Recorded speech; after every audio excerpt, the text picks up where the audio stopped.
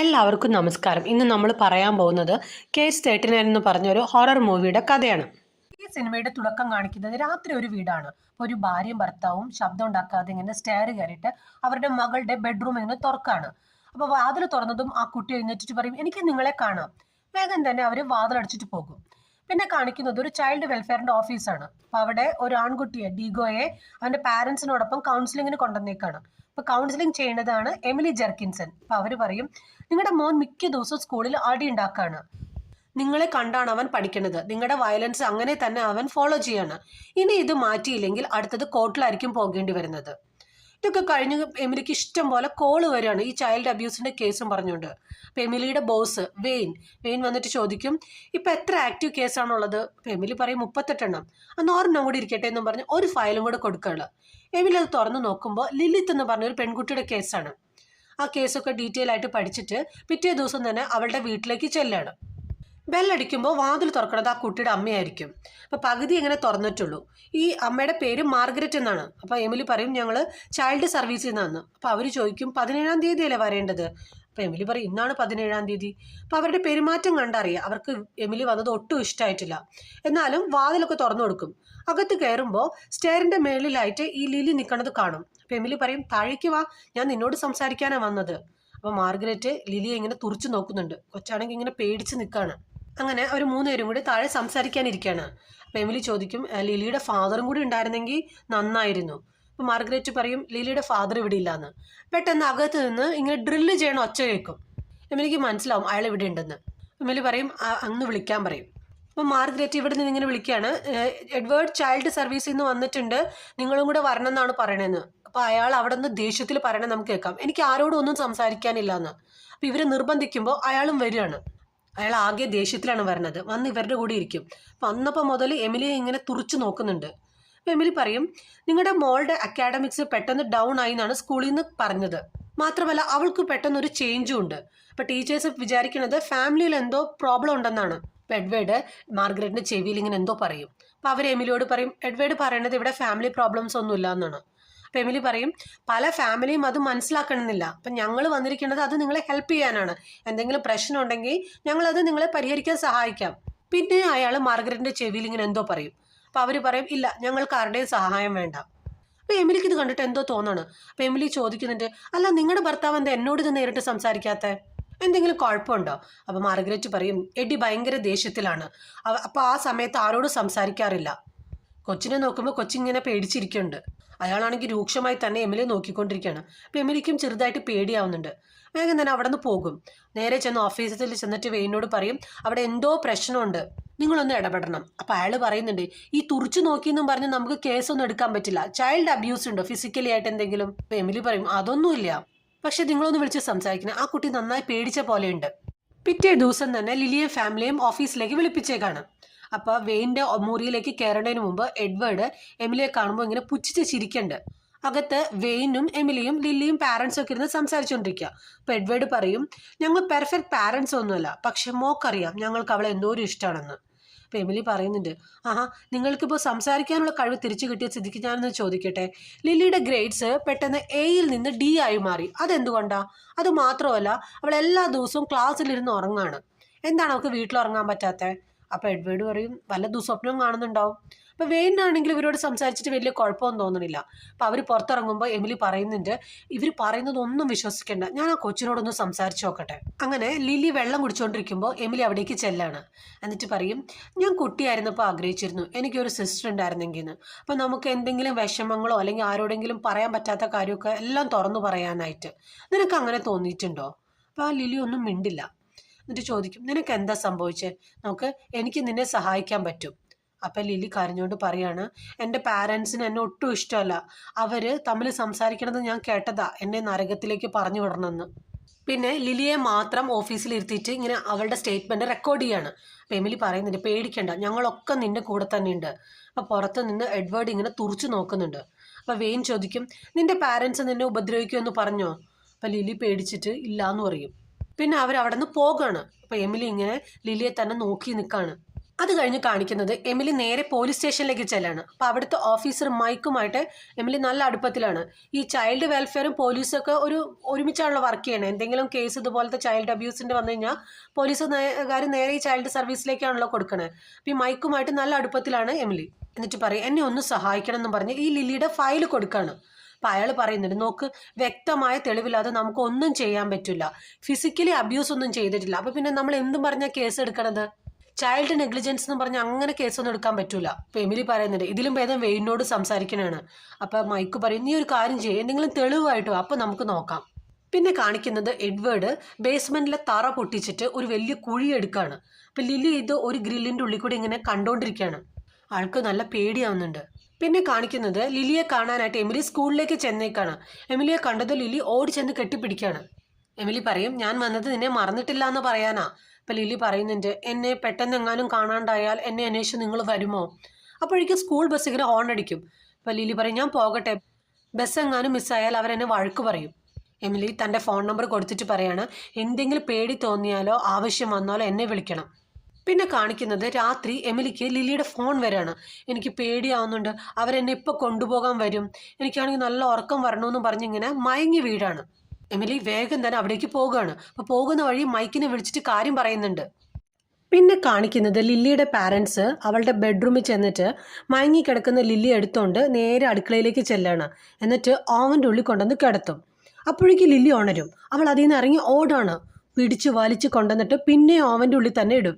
എന്നിട്ട് ഓവൻ്റെ door sello tape വെച്ച് ഇങ്ങനെ ഒട്ടിക്കുകയാണ്. ഈ സമയത്ത് പുറത്ത് മൈക്കും എമിലി എത്തും. അവർ ഈ വീടിൻ്റെ ഡോറിൽ ഇങ്ങനെ മുട്ടാണ്. അകത്ത് മാർഗരറ്റ് ഓവൻ ഓൺ ചെയ്യും. അപ്പം ഈ ചൂട് തട്ടുമ്പോൾ ലില്ലി അലറി പൊളിക്കുകയാണ്. ഈ ഒച്ച പുറത്തുനിന്ന് ഇവർ കേൾക്കുന്നുണ്ട്. ഫ്രണ്ടിലത്തെ ഡോറ് അടിച്ചു തുറന്ന് രണ്ടുപേരും അകത്തേക്ക് കയറും.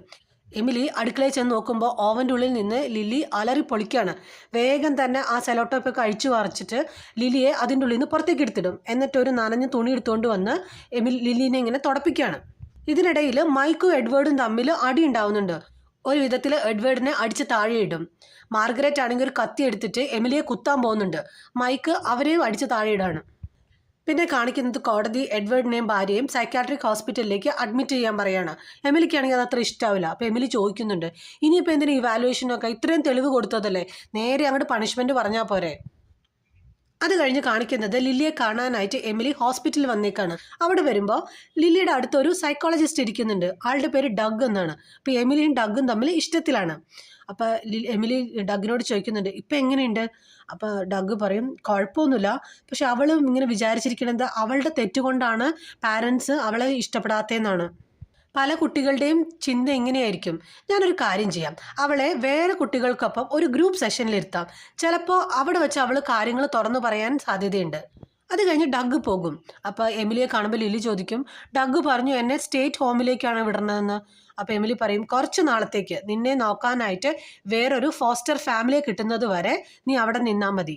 അപ്പോൾ ലില്ലി ചോദിക്കും ഞാൻ നിങ്ങളുടെ കൂടെ നിൽക്കട്ടെ എന്ന്. അപ്പോൾ എമിലി പറയും അത് പറ്റില്ല, കാരണം ഇതിന് കുറച്ച് പ്രോസസ്സൊക്കെ ഉണ്ട്, അതുമല്ല ഞാൻ ഒരു ഫോസ്റ്റർ പാരൻ്റ് അല്ല, ഫാമിലിയുടെ കൂടെ നിന്നെ നിർത്തുള്ളൂ. പിന്നെ കാണിക്കുന്നത് ഹോസ്പിറ്റലിൽ നിന്ന് ഡിസ്ചാർജ് ആയിട്ട് ഷെൽട്ടർ ഹോമിലേക്ക് ലില്ലിയെ കൊണ്ടുവരണം. അപ്പം അകത്ത് കയറാൻ നേരം ലില്ലി ചോദിക്കുന്നുണ്ട് എനിക്കിവിടെ താമസിക്കേണ്ട, നിൻ്റെ കൂടെ നിന്നാൽ മതി. അപ്പം എമിലി പറയും അത് പറ്റില്ല, അവർ സമ്മതിച്ചാൽ തന്നെയും എൻ്റെ ജോലി എന്ന് പറഞ്ഞാൽ തീരുമ്പോൾ രാത്രിയാകും, അപ്പോൾ എനിക്ക് നിന്നെ ശരിക്കും നോക്കാനായിട്ട് പറ്റില്ല, ചില സമയങ്ങളിൽ ഞാൻ വീട്ടിൽ തന്നെ ഉണ്ടാവാറില്ല, അതുകൊണ്ട് ശരിയാവില്ല. അപ്പം ലില്ലി പറയുന്നുണ്ട് ഒന്ന് ട്രൈ ചെയ്ത് നോക്ക്, ഞാൻ നല്ല കുട്ടിയായിരിക്കും. വീട്ടിൽ ചെല്ലുമ്പോൾ എമിലി ഇതിനെക്കുറിച്ച് ഇങ്ങനെ ആലോചിക്കുകയാണ്. പിന്നെ കാണിക്കുന്നത് എമിലി ഒരു പെറ്റീഷൻ ഫയൽ ചെയ്യാണ് ലില്ലിനെ കസ്റ്റഡിയിൽ കിട്ടാനായിട്ട്. ഒരു ഫോസ്റ്റർ പാരൻസിനെ കിട്ടുന്നത് വരെ ലില്ലിയുടെ എല്ലാ റെസ്പോൺസിബിലിറ്റിയും ഞാൻ നോക്കിക്കോളാമെന്നും പറഞ്ഞ് ഒരു കൗൺസിലിൻ്റെ മുമ്പിൽ ഇങ്ങനെ പറയാണ്. അവസാനം അവർ സമ്മതിക്കും. അങ്ങനെ ലില്ലി എമിലിയുടെ കൂടെ വീട്ടിലേക്ക് വരികയാണ്. അപ്പോൾ ലില്ലിക്കായിട്ട് ഒരു മുറിയൊക്കെ എമിലി സെറ്റ് ചെയ്ത് വെച്ചിട്ടുണ്ട്. അപ്പോൾ രണ്ടു പേർക്കും സന്തോഷമാവും, കാരണം എമിലി തന്നെ താമസിക്കണം, വേറെ ആരുമില്ല. അപ്പോൾ ലില്ലിക്കും ആരുമില്ല. പിറ്റേ ദിവസം തന്നെ ലില്ലിയുടെ കുറച്ച് സാധനങ്ങൾ എടുക്കാനായിട്ട് എമിലി അവളുടെ വീട്ടിലേക്ക് ചെല്ലാണ്. അപ്പോൾ വന്നതല്ലേന്ന് ഓർത്ത് വീടൊക്കെ ചുറ്റിക്കാണും. അപ്പോൾ ബേസ്മെൻറ്റിൽ ചെല്ലുമ്പോൾ അവിടെ ഒരു വലിയ കുഴി എടുത്തു വെച്ചേക്കാണ്, ഒരാളെ കുഴിച്ചിടാൻ പാകത്തിനുള്ള. അത് കഴിഞ്ഞ് അവളുടെ പാരൻസിൻ്റെ മുറിയിലേക്ക് പോവാണ്. അപ്പോൾ അവിടെ ചെല്ലുമ്പോൾ മുറിയിലൊരു കുരിശുണ്ട്, അതുപോലെ ബൈബിളൊക്കെ ഉണ്ട്. തറയിൽ എന്തോ ഇങ്ങനെ വലിച്ചോണ്ട് പോയതിൻ്റെ ഒരു പോറൽ. അതുമാത്രമല്ല അവരുടെ മുറിയുടെ ഡോറിലെല്ലാം എക്സ്ട്രാ ലോക്ക് പിടിപ്പിച്ചിട്ടുണ്ട്. അവിടെ നിന്ന് കട്ട് ചെയ്ത് കാണിക്കുന്നത് കുട്ടികളുടെ ഗ്രൂപ്പ് സെഷനാണ്. അപ്പം അതിൽ സിനിമയുടെ തുടക്കം കൗൺസിലിങ്ങിന് വന്ന ആ പയ്യൻ ഡീഗോ ഉണ്ട്. അപ്പം അവൻ്റെ പ്രശ്നങ്ങൾ ഇങ്ങനെ പറയാണ്. ക്ലാസ്സിലെ കുട്ടികളൊക്കെ അവനെ കളിയാക്കും, എൻ്റെ അമ്മയെക്കുറിച്ച് മോശമായി പറയും, എനിക്കിനി വീട്ടിൽ പോകാൻ പറ്റില്ല എന്ന് അവർ പറയണേ. അപ്പം ലില്ലിയും വേറെ 2-3 കുട്ടികളൊക്കെ ഉണ്ട്. എമിലി അവിടേക്ക് വരാണ്. അപ്പം ഡഗ് എമിലിയോട് പറയും, അവളിപ്പോൾ ചെറുതായിട്ട് ഓപ്പൺ ആവുന്നുണ്ട്, നമുക്ക് പതുക്കെ സ്കൂളിലേക്ക് ഒന്ന് വിട്ടു നോക്കാം. അപ്പം എമിലി പറയുന്നുണ്ട്, ഞാൻ ഇന്ന് ലില്ലിയുടെ വീട്ടിൽ പോയിരുന്നു. അപ്പം അവളുടെ പാരൻസിൻ്റെ മുറി ചെന്നപ്പോൾ ഇവള് അകത്ത് വരാതിരിക്കാനാന്ന് തോന്നുന്നു അവർ ബെഡ്റൂമിൽ എക്സ്ട്രാ ലോക്കൊക്കെ വെച്ചിരുന്നു എന്ന്. എന്തൊരു മനുഷ്യരാ അവർ. പിറ്റേ ദിവസം ഓഫീസിൽ ചെല്ലുമ്പോൾ എല്ലാവരും എമിലിയെ ഇങ്ങനെ സൂക്ഷിച്ച് നോക്കാണ്. അപ്പോൾ ഒരു ലേഡി വന്നിട്ട് പറയും, വെയിൻ നിന്നെ കാണണമെന്ന് പറഞ്ഞു എന്ന്. അപ്പോൾ ആ ശരിയെന്ന് പറയുമ്പോൾ വേറെ ആൾ വന്നിട്ട് പറയണ്ട്, വെയിൻ അത്യാവശ്യമായിട്ട് വിളിക്കേണ്ടെന്ന്. വെയിൻ്റെ അടുത്ത് ചെല്ലുമ്പോൾ ഈ ഡീഗോയുടെ ഫയൽ ഇങ്ങനെ തുറന്നു വെച്ചേക്കാം. അപ്പോൾ എമിലി ചോദിക്കും, ഡീഗോയ്ക്ക് എന്താ പറ്റിയ? അപ്പോൾ വെയിൻ പറയും, എന്താ സംഭവിച്ചതെന്നറിയില്ല, ഡീഗോ അവൻ്റെ പാരൻസിനെ ഇന്നലെ കൊന്നു. എമിലി ഞെട്ടിപ്പോവാണ്. അവിടെ നിന്ന് ക്രൈം സീനിലേക്ക് ചെല്ലും. അപ്പോൾ അവിടെ ഓൾറെഡി മൈക്ക് വന്നിട്ടുണ്ട്. അയാൾ പറയും, ഇന്നലെ അവൻ ഗാരാജിൽ നിന്ന് ഒരു ഇരുമ്പ് പൊടി എടുത്തുകൊണ്ട് വന്ന് ഉറക്കത്തിലായിരുന്നു അവൻ്റെ പാരൻസ്, അവരെ തലക്കടിച്ചാണ് കൊന്നത്. ആ മുറിയിൽ കയറി എമിലി ഞെട്ടിപ്പോകും. ബെഡ്റൂം മുഴുവനും ചോരപ്പുഴ, ചുമരിലൊക്കെ ഇങ്ങനെ ചോര തെറിച്ചേക്കാണ്, ബെഡ്ഷീറ്റൊക്കെ ചോരയിൽ മുങ്ങിക്കിടക്കാണ്. അപ്പോൾ എമിലി പറയുന്നുണ്ട്, ഇതൊരിക്കലും സംഭവിക്കില്ല, ഒരു 10 വയസ്സുള്ള ഒരു പയ്യനെ കൊണ്ട് ഇങ്ങനെയൊന്നും ചെയ്യാൻ പറ്റില്ല. അപ്പം മൈക്ക് പറയും, അവനെ സ്റ്റേഷനിലേക്ക് കൊണ്ടുവന്നപ്പോൾ ഞാൻ കണ്ടു 3 പോലീസുകാർ വേണ്ടി വന്നു അവനെ ഒന്ന് കീഴ്പ്പെടുത്താനായിട്ട്. അതുമല്ല, അവൻ ഈ ചുമരിലൊക്കെ ഇങ്ങനെ പിടിച്ചു കയറാൻ നോക്കായിരുന്നു. എമിലി ഡീഗോയെ കാണാൻ വന്നേക്കാണ്. കൊച്ചായതുകൊണ്ട് അവനെ സെല്ലിലൊന്നല്ല അടച്ചേക്കണേ, ഒരു ചെറിയ ഹോസ്പിറ്റൽ സെറ്റപ്പിലാണ്. എമിലിയെ കണ്ടത് അവൻ പൊട്ടിക്കറിയാണ്, ഞാൻ എൻ്റെ അച്ഛനും അമ്മയും കൊന്നു എന്നും പറഞ്ഞ്. പിന്നെ കാണിക്കുന്നത് ഒരു ബീച്ചാണ്. അപ്പോൾ എമിലിയും ഡഗ്ഗും ലില്ലിയും കൂടെ അവിടെ വന്നേക്കാണ്. എമിലിക്കാണെങ്കിൽ ആകെ വിഷമം. അപ്പോൾ ഡഗ് ആശ്വസിപ്പിക്കുന്നുണ്ട്, നമുക്ക് എല്ലാവരെയും രക്ഷിക്കാൻ പറ്റില്ലല്ലോ, അതുപോലെ നമുക്ക് ആരുടെ സ്വഭാവം എന്താണെന്നും പറയാൻ പറ്റില്ല, എന്തായാലും നീ കാരണം ഒരാളെങ്കിലും രക്ഷപ്പെട്ടല്ലോ എന്നും പറഞ്ഞ് ലില്ലിയെ കാണിച്ചു കൊടുക്കുകയാണ്. പിറ്റേ ദിവസം ബ്രേക്ക്ഫാസ്റ്റ് കഴിക്കാൻ ലില്ലിയെ വിളിക്കാൻ ചെല്ലുമ്പോൾ അവളൊരു ഫോട്ടോ നോക്കിക്കൊണ്ടിരിക്കുകയായിരിക്കും. എമിലിയെ കണ്ടതും അവളത് ഒളിപ്പിക്കാൻ നോക്കും. എന്താണെന്ന് നോക്കുമ്പോൾ അത് എമിലിയുടെ ചെറുപ്പത്തിലെ ഫോട്ടോ ആയിരുന്നു, അമ്മയായിട്ട് നിൽക്കണേ. എന്തിനാ എൻ്റെ സാധനങ്ങളൊക്കെ എടുത്തതെന്ന് ചോദിക്കും. അപ്പം ലില്ലി പറയും, നിന്നെക്കുറിച്ച് കൂടുതൽ അറിയാനാ. അപ്പം എമിലി പറയും, അതെൻ്റെ അമ്മയാണ്, ഒരു ആക്സിഡൻറ്റിൽ മരിച്ചു, ഞങ്ങൾ 2 പേരും കാറിൽ പോകുമായിരുന്നു, നല്ല മഴയുണ്ടായിരുന്നു, അമ്മ നല്ല സ്പീഡിലാണ് വണ്ടി ഓടിച്ച്, അങ്ങനെയാണ് ആക്സിഡൻ്റ് ആയത്. എന്നിട്ട് ലില്ലിയോട് പറയും, ഇത് കുഴപ്പമില്ല, പക്ഷേ ഇനി എന്നോട് ചോദിക്കാതെ എൻ്റെ സാധനങ്ങളൊന്നും എടുക്കരുത്. പിന്നെ കാണിക്കുന്നത് എമിലിയും മൈക്കും കൂടി ഫുഡ് കഴിക്കുകയാണ്. അപ്പോൾ മൈക്ക് പറയും, ഞങ്ങൾ ആ ഡീഗോയുടെ വീട്ടിലെ ഫോൺ റെക്കോർഡ്സ് ചെക്ക് ചെയ്തപ്പോൾ ആ കൊലപാതകം നടക്കുന്നതിന് കുറച്ച് മുമ്പ് അവിടേക്ക് ഒരു കോള് വന്നിരുന്നു, അത് നിൻ്റെ വീട്ടിൽ നിന്നാണ് വന്നതെന്ന് പറയും. അപ്പോൾ എമിലി പറയും, ഇല്ല ഞാൻ വിളിച്ചിട്ടില്ല. മൈക്ക് പറയും, കുഴപ്പമൊന്നുമില്ല, നീ വിളിച്ചു എന്ന് ഓർത്ത്, എന്താ സംസാരിച്ചതെന്ന് അറിയാനാന്ന്. അപ്പോൾ എമിലി പറയും, സത്യമായിട്ട് ഞാൻ വിളിച്ചിട്ടില്ല. അവരങ്ങനെ ലില്ലിയുടെ അടുത്ത് ചോദിക്കും. അപ്പോൾ ലില്ലി പറയും, ഇവൻ എൻ്റെ ഗ്രൂപ്പിലുണ്ടായിരുന്നു, ഇവൻ എന്താ പറ്റിയേ? അപ്പോൾ മൈക്ക് പറയും, ഇവിടെ നിന്ന് ഒരു കോള് തേഴ്സ്ഡേ നൈറ്റിൽ അവൻ്റെ വീട്ടിലേക്ക് ചെന്നിരുന്നു. അപ്പോൾ ലില്ലി പറയും, ഞാൻ വിളിച്ചിട്ടില്ല. 2-3 പ്രാവശ്യം തിരിച്ചും മറിച്ചും ചോദിച്ചിട്ടും ലില്ലി പറയും, ഞാൻ വിളിച്ചില്ല എന്ന്. പോകാൻ നേരം മൈക്കും എമിലിയും കൂടി ഇങ്ങനെ സംസാരിക്കുകയാണ്. അപ്പം എമിലി പറയുന്നുണ്ട്, ഡീഗോ എന്തിനാ ഇങ്ങനെ ചെയ്തത്, അവന് അവൻ്റെ അച്ഛനമ്മയും ഭയങ്കര ഇഷ്ടമായിരുന്നല്ലോ. അപ്പം മൈക്ക് പറയും, അതെന്താണെന്ന് എനിക്കറിയില്ല, പക്ഷെ ഒരു കാര്യം ഉറപ്പാണ്, ഇവള് പറയുന്നത് നുണയാണ്. പിറ്റേ ദിവസം എമിലി ഡീഗോയെ കാണാൻ ചെന്നേക്കാണ്. എന്നിട്ട് ചോദിക്കും, അന്ന് രാത്രി എൻ്റെ വീട്ടിൽ നിന്ന് നിനക്ക് വല്ല കോളും വന്നിരുന്നോ? അപ്പം ഡീഗോയുടെ മുഖമൊക്കെ പെട്ടെന്ന് മാറുന്നുണ്ട്. അപ്പം അവൻ ഇല്ലാന്നിങ്ങനെ തലയാട്ടും. എനിക്കറിയാൻ വന്നു എന്ന്. എന്താ കാര്യം? എമിലി ചോദിക്കും. പെട്ടെന്ന് ഡീഗോയ്ക്ക് ശ്വാസം മുട്ടണ പോലെ ഇങ്ങനെ കിടന്ന് കാണിക്കുകയാണ്. വേഗം തന്നെ അവനെ ഹോസ്പിറ്റലിൽ അഡ്മിറ്റ് ചെയ്യും.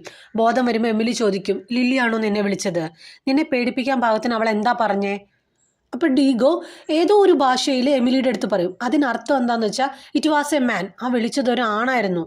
അപ്പോൾ എമിലി ചോദിക്കുന്നു, ആണോ? അതെങ്ങനെയാണ്? ഞങ്ങൾ 2 പേരും മാത്രമേ വീട്ടിലുള്ളൂ. പിന്നെ കാണിക്കുന്നത് എമിലിയുടെ ഓഫീസാണ്.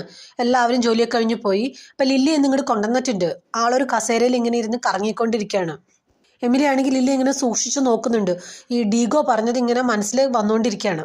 അപ്പോഴേക്ക് ഡഗ് വരും. അപ്പോൾ ഇന്നത്തെ സെഷൻ ഇവിടെ വെച്ചാന്ന് പറയും. അപ്പോൾ ലില്ലിയെ കാണിക്കുന്നുണ്ട്. ആൾ ഭയങ്കര കോൺഫിഡൻ്റ് ആയിട്ടാണ് ഇരിക്കുന്നത്. അപ്പോൾ ഡഗ് ചോദിക്കും ലില്ലിയോട്, സ്കൂളിൽ പോയിട്ട് എന്തൊക്കെയുണ്ട് വിശേഷം, കൂട്ടുകാരൊക്കെ എങ്ങനെയാണ്, പ്രശ്നമൊക്കെ ഉണ്ടാക്കാറുണ്ടോ എന്ന് ചോദിക്കും. അപ്പം ലില്ലി പറയും, ഇതൊന്നും അല്ലല്ലോ എന്നോട് ചോദിക്കാൻ വന്നേ, എന്താ ചോദിക്കേണ്ടതെന്ന് വെച്ചാൽ അതങ്ങോട്ട് ചോദിക്കുക. അപ്പോൾ ഡഗ് ഒരു ക്വസ്റ്റ്യനർ കാണിച്ചിട്ട് പറയും, നോക്കാം, ഇത് നിനക്ക് ഫില്ല് ചെയ്യാൻ തന്നതാണ് എസ് ഓർ നോ ക്വസ്റ്റ്യൻസ്. ഇതിലെല്ലാം നീ നോ എന്നാണല്ലോ എഴുതിയേക്കണേ. ഇതിൽ നിനക്ക് എന്തിനാ പേടിയെന്ന് ചോദിച്ചപ്പോൾ നീ നോയാണ് എഴുതിയേക്കണേ. അതെങ്ങനെ ശരിയാവണേ? നമുക്ക് എന്തിനെങ്കിലുമൊക്കെ പേടി ഉണ്ടാവില്ലേ? അതെന്താണെന്ന് അറിഞ്ഞാലാണ് നമുക്ക് അതിനെ ഓവർകം ചെയ്യാൻ പറ്റുള്ളൂ. അപ്പോൾ ലില്ലി പറയും, ഒരു കാര്യം ചെയ്യാം, നിനക്ക് എന്തിനാ പേടിയെന്ന് പറ, എന്നാൽ ഞാൻ എനിക്ക് എന്തിനാ പേടിയെന്ന് പറയാം. അപ്പോൾ ഡഗ് പറയും, കുട്ടിക്കാലത്ത് ഞാൻ മരം കയറിയപ്പോൾ ഒരു കടന്നൽ കൂട്ടിൽ അറിയാണ്ട് കൈയിട്ടു, ഒരുപാട് കുത്തൊക്കെ എനിക്ക് കിട്ടി, അന്ന് എന്നെ ഹോസ്പിറ്റലിലൊക്കെ കൊണ്ടുപോണ്ടി വന്നു, അത് പിന്നെ എനിക്ക് കടന്നലിനെ പേടിയാന്ന് പറയും. അപ്പം ലില്ലി പറയും, എനിക്ക് എന്നെ തന്നെയാണ് പേടി, ചില സമയത്ത് എനിക്ക് ചില ആൾക്കാരെ കുറിച്ച് വളരെ മോശമായിട്ടുള്ള ചിന്തകൾ ഉണ്ടാകും. അപ്പൊ ഡഗ് ചോദിക്കും ആരെക്കുറിച്ച്? അപ്പൊ എമിലി പറയും, അപ്പൊ ലില്ലി പറയും നിന്നെക്കുറിച്ച്. അപ്പൊ ഡഗ് ചോദിക്കുന്നുണ്ട് അതിന് ഞാൻ നിന്നോട് മോശമായിട്ട് എന്തെങ്കിലും പറയുകയോ പെരുമാറുകയോ ചെയ്തോ? അപ്പൊ ലില്ലി പറയും എനിക്ക് നിന്റെ രീതിയെ ഇഷ്ടമല്ല. അപ്പൊ ലില്ലിയുടെ മുഖമൊക്കെ കുറച്ചും കൂടി ഇങ്ങനെ ക്രൂരഭാവത്തോടെ ആവുന്നുണ്ട്. എന്നിട്ട് ആ ക്വസ്റ്റ്യനെയറിലെ ഒരു ക്വസ്റ്റ്യൻ ഡഗിനോട് ചോദിക്കുകയാണ്, അടുത്തത് എന്താ സംഭവിക്കാൻ പോണെന്ന് ഓർത്ത് പേടിയുണ്ടോ? ഡഗ് പറയില്ല. ലില്ലി പറയും എനിക്ക് തോന്നുന്നത് അതിൻ്റെ ആൻസർ എസ് ആണെന്നാണ്. ലില്ലിയുടെ ഈ മട്ടും ഭാവം കണ്ടിട്ട് ഡഗ്ഗും വല്ലാതാവുന്നുണ്ട്. അപ്പം ഡഗ് പുറത്തിറങ്ങിയിട്ട് എമിലിയോട് പറയും, ഞാൻ ഒരുപാട് കുട്ടികളോട് സംസാരിച്ചിട്ടുണ്ട്, ഇന്ന് വരെ എനിക്ക് ഒരു ഭീഷണിയുടെ ടോൺ ഫീൽ ചെയ്തിട്ടില്ല, ആദ്യമായിട്ടാണ്. എന്നിട്ട് ലിഫ്റ്റിൽ കയറാൻ നേരത്ത് പറയും എനിക്കൊരു സ്പെഷ്യലിസ്റ്റിനെ അറിയാം, ഞാൻ രാവിലെ തന്നെ അയാളെ വിളിക്കാം. ഇപ്പോൾ എമിലിക്കും എന്തൊക്കെയോ ഒരു പന്തികേട് തോന്നാണ്. രാത്രി ഡിന്നർ കഴിച്ചുകൊണ്ടിരിക്കുക. അപ്പം എമിലി ഇങ്ങനെ ലില്ലിയെ തന്നെ നോക്കിയിരിക്കുക. ലില്ലി ആണെങ്കിൽ ഞാൻ മുടി ചീകി തരട്ടെ എന്നൊക്കെ ചോദിക്കുന്നുണ്ട്. അപ്പം അതിന് എമിലി പറയും വേണ്ട. ഒന്നും കൂടി ചോദിക്കുമ്പോൾ കടുപ്പിച്ച് പറയും വേണ്ടാന്ന്. അപ്പം ലില്ലി ചോദിക്കുന്നുണ്ട് ഡഗ് എന്താ എന്നെക്കുറിച്ച് പറഞ്ഞേ? അപ്പം എമിലി പറയും ഡഗ് പറഞ്ഞു നീ ബെറ്റർ ആവുന്നുണ്ടെന്ന്. അപ്പം ഒന്നും കൂടി ചോദിക്കും.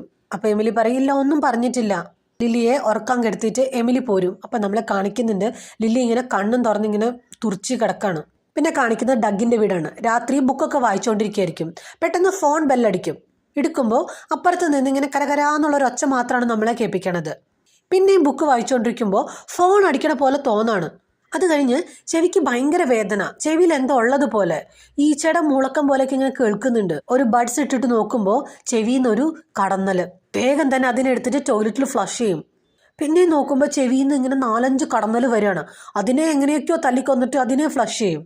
പിന്നെ ചുറ്റും ഇങ്ങനെ കടന്നൽ വരുന്നതായിട്ട് തോന്നാണ്. നോക്കുമ്പോൾ ഷർട്ടിന്റെ പുറത്തൊക്കെ നിറച്ചും കടന്നലോ.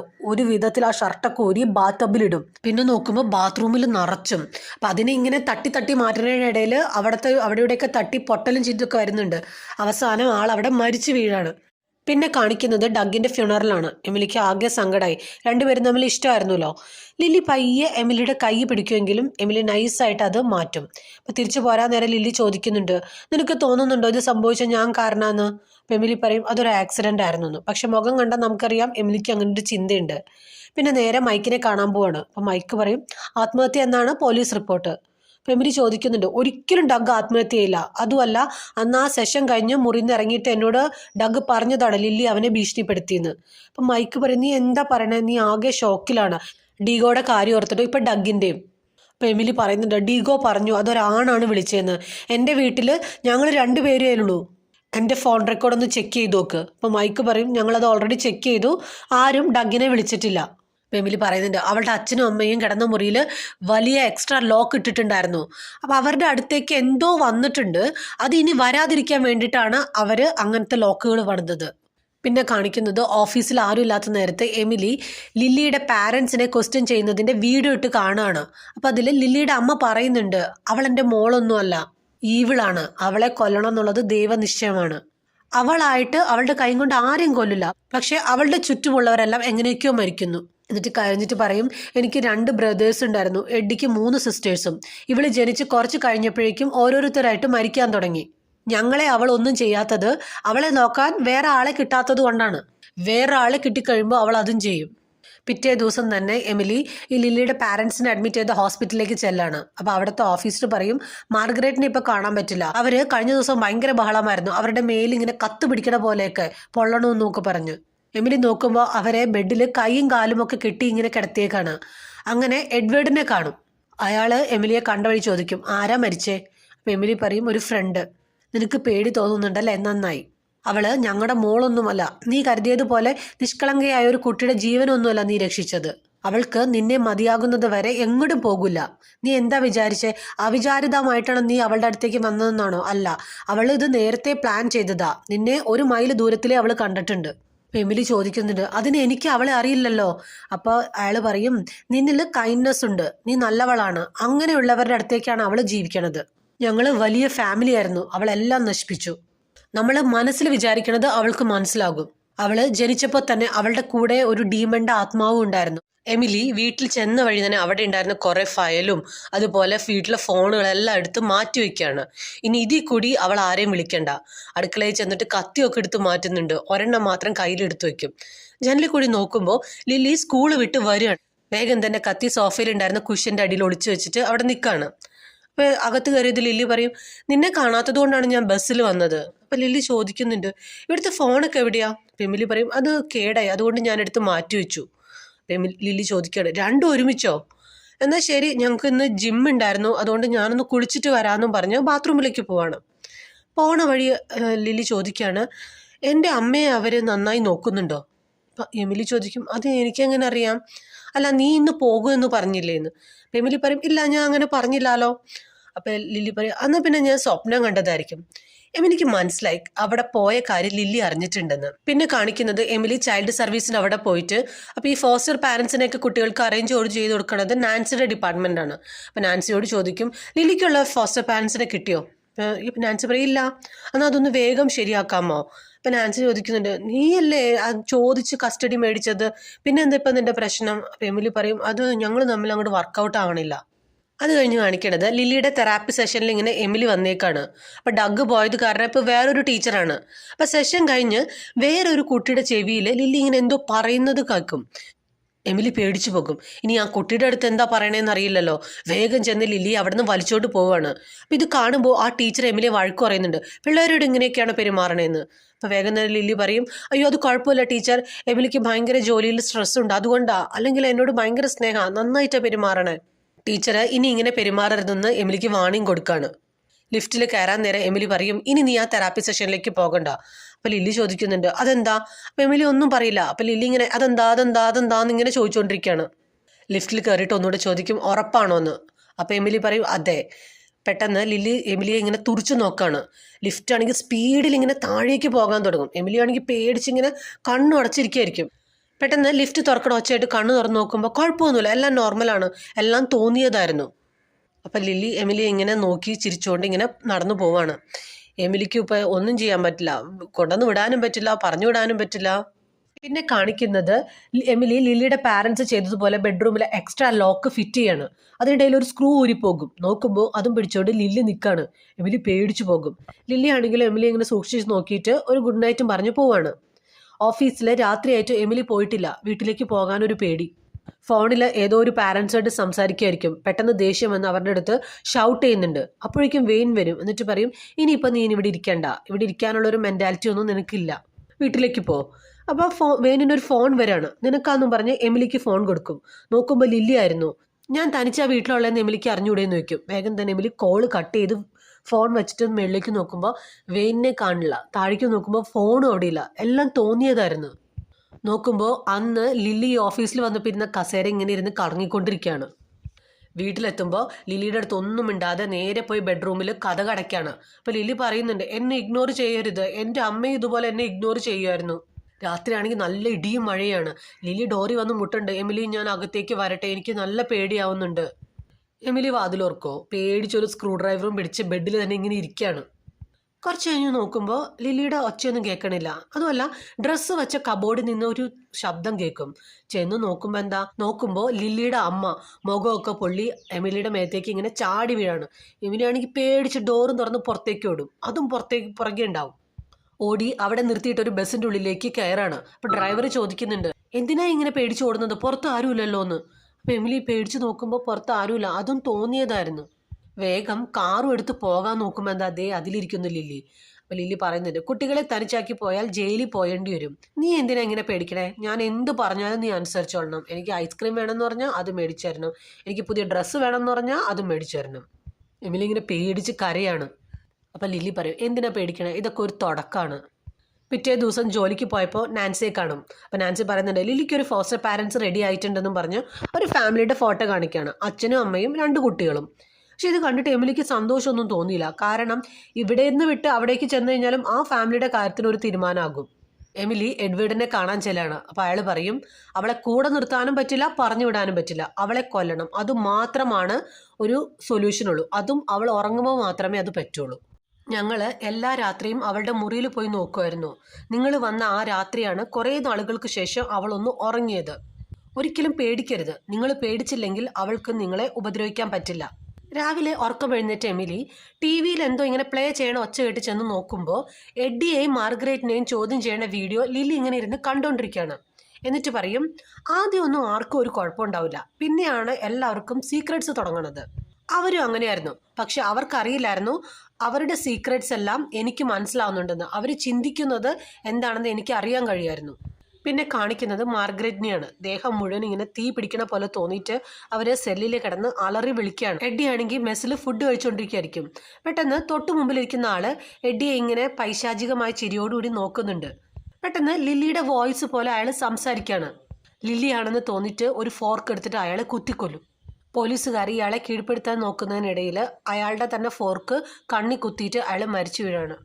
പിന്നെ കാണിക്കുന്നത് എമിലി മൈക്കിനെ കാണാൻ ചെന്നേക്കാണ്. അപ്പം മൈക്ക് വിളിച്ചിരുന്നു. അവിടെ ചെല്ലുമ്പോൾ അയാൾ പറയും, നിന്നെ ഞാനൊരു റെക്കോർഡിംഗ് കേൾപ്പിക്കാമെന്നും പറഞ്ഞ് ലില്ലി ഡഗ്ഗിനെ വിളിക്കുന്നത് കേൾപ്പിക്കുകയാണ്. അപ്പം അതിൽ ഒരു മെയിൽ വോയിസ് ഉണ്ട്. ലില്ലി നിന്റെ സെൽഫോണിൽ നിന്നാണ് വിളിച്ചത്, അത് ചെക്ക് ചെയ്യാനായിട്ട് കുറച്ച് സമയം എടുത്തു, നീ പറഞ്ഞതെല്ലാം സത്യമാണ്. എമിലി പറയും, എഡ്വേർഡ് പറഞ്ഞത് ഞാൻ അവളെ കൊല്ലണം എന്നാണ്. അപ്പം മൈക്ക് പറയും, ഞാനതിന് സഹായിക്കാം. എമിലി ഒരു സൈക്കോളജിസ്റ്റിനെ കണ്ടിട്ട് രാത്രി ഉറങ്ങാൻ പറ്റണില്ല എന്ന് പറയുമ്പോൾ അയാൾ കുറച്ച് സ്ലീപ്പിംഗ് പിൽസ് കൊടുക്കുകയാണ്.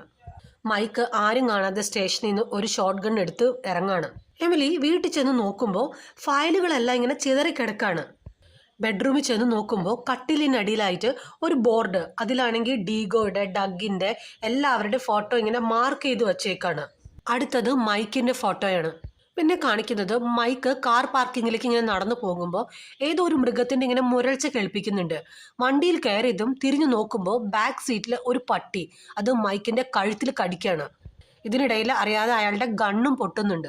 എമിലി ആ ബെഡൊക്കെ പൊക്കി ഇങ്ങനെ പരിശോധിച്ച് നോക്കുകയാണ്. അപ്പോഴേക്കും ഒരു ഫോൺ വരും. നോക്കുമ്പോൾ മൈക്ക് മരിച്ചു എന്നുള്ള വാർത്തയാണ്. എമിലിക്ക് ആകെ സങ്കടമാവും. ഇനിയിപ്പോൾ ആരുമില്ല ഒന്ന് സഹായിക്കാൻ. ലില്ലി ആണെങ്കിൽ ഉറക്ക ടി വിയിൽ ഇങ്ങനെ പാട്ട് കേട്ടോണ്ടിരിക്കുകയാണ്. എമിലിക്ക് ദേഷ്യം വന്നിട്ട് ആ ടി വി ചെന്ന് തള്ളി താഴെയിടാണ്. എന്നിട്ട് പറയും, എൻ്റെ വീട്ടിൽ നിന്ന് ഇറങ്ങിപ്പോ. ലില്ലി ആണെങ്കിൽ അതൊന്നും മൈൻഡ് ചെയ്യാതെ പോപ്കോൺ നിന്നോണ്ടിരിക്കുകയാണ്. ദേഷ്യം വന്ന എമിലി അത് തട്ടിക്കളയുന്നുണ്ട്. എമിലി പറയുന്നുണ്ട്, നിന്നോടല്ലേ പറഞ്ഞ് എൻ്റെ വീട്ടിൽ നിന്ന് ഇറങ്ങാൻ. ലില്ലിയുടെ മുഖമൊക്കെ പെട്ടെന്ന് മാറുന്നുണ്ട്. എന്നിട്ട് ദേഷ്യത്തിൽ പറയാണ്, എൻ്റെ അടുത്ത് ഒച്ച എടുക്കണ്ടെന്ന്. അപ്പോൾ ഇത് പറയുന്നത് ഒരു ആണിൻ്റെ വോയിസ് ആണ് ഇടയ്ക്ക് വരണേ.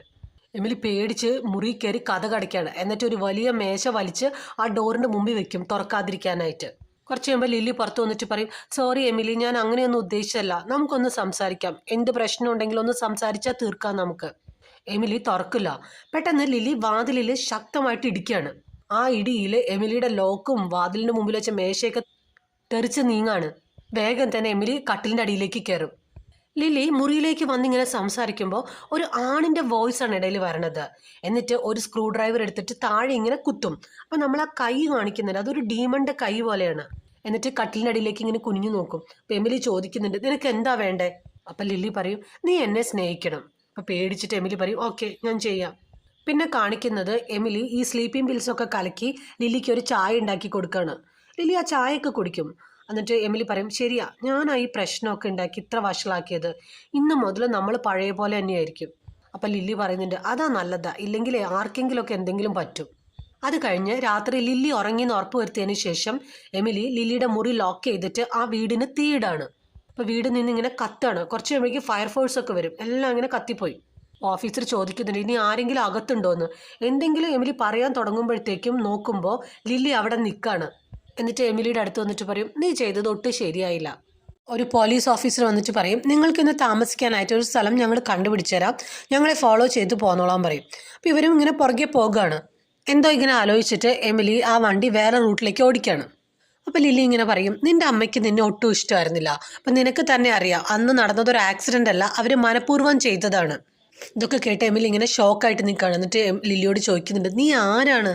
സ്പീഡിൽ വണ്ടി ഓടിക്കുകയാണ്. പെട്ടെന്ന് ഇങ്ങനെ മഴ പെയ്യണ പോലെ തോന്നും. കുട്ടിക്കാലത്ത് എമിലിയും അമ്മയും വണ്ടിയിൽ പോയ ആ സംഭവം പോലെ ഇങ്ങനെ തോന്നാണ്. ഇതുപോലെ എമിലിയുടെ അമ്മ സ്പീഡിൽ വണ്ടി ഓടിക്കുമ്പോൾ എമിലി ബാക്കിലിരുന്ന് ഇങ്ങനെ കരയണതൊക്കെ. എന്നിട്ട് ഇങ്ങനെ തന്നെ പറയുന്നുണ്ട്, ഇത് റിയൽ അല്ല എല്ലാം തോന്നണതാണെന്ന്. എമിലി നേരെ വണ്ടി കൊണ്ടുപോകുന്നത് ഒരു പോർട്ടിലേക്കാണ്.